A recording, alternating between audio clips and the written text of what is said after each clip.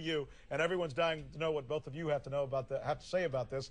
Let's go now to Congressman Ron Paul from the great state of Texas, who's joining us to tell us why he, Congressman Paul, are you there? I'm here. Good. Let's start with this. Okay. Your president is telling you that you need to pass this thing. He's a Republican, you're a Republican, and yet everything that I'm reading in your blogs and everywhere else is you're dead set against it. Why? Well, because I think you're punishing the wrong people for some bad mistakes. I think even if they weren't trying to solve the problem, they're doing the wrong thing. I see the problem coming out of the fact that Congress spends too much, taxes too much, the Federal Reserve inflates too much, and we overregulate, and that's what we're doing. A lot more of the same, but all the pain and suffering is passed on to some people who had nothing to do with the problem, trying to bail out some people who ended up with a lot of illiquid assets. So what would you suggest we do then as an alternative? Well, of course, we should have done a lot less, a lot sooner and prevented the problem, but we have the problem now, which is not something brand new. We've had this throughout all of history where people participate in these bubbles, and it shows that the sooner you liquidate the bad debt and the malinvestment and get it over with, the better we are. Well, that's interesting. Let me read something. I just went to your website, and on the very first page of your website, Ron Paul, what is it, ronpaul.com? Is that right? Well, I have several. That would be the Ron Paul for President 2008.com. My producer just told me. All right, here's what it says from your website. Quote, I think we may have this. Angie, do we put this together?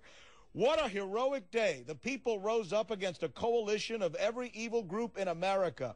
The central bank, Wall Street plutocrats, politicians, banksters, think tanks, including the pseudo-libertarian sort, big media, big academia, and big business, and won.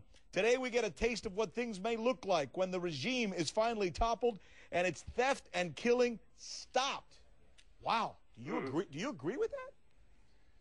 Well, I think those are, I don't know exactly which words you're quoting from where and when, but yes, a lot of innocent people, were getting blamed, and they stood up. The bill went down yesterday, not because Pelosi gave a speech that annoyed some people.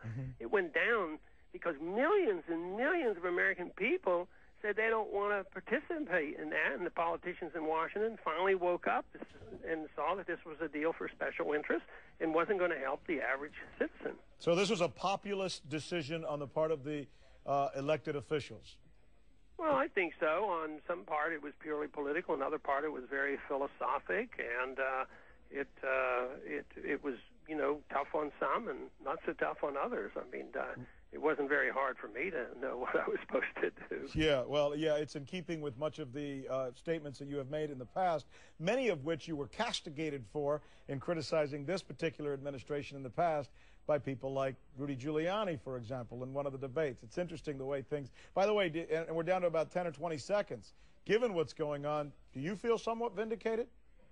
Well, in a way, but, ideas, nobody has a monopoly on ideas. I don't feel like they're my unique ideas. I have followed Austrian free market economics for a good many years, and they've been correct on their predictions. So just because I predicted this was coming about doesn't mean that I was clairvoyant as much as I understood the business cycle. And I think others get credit for this.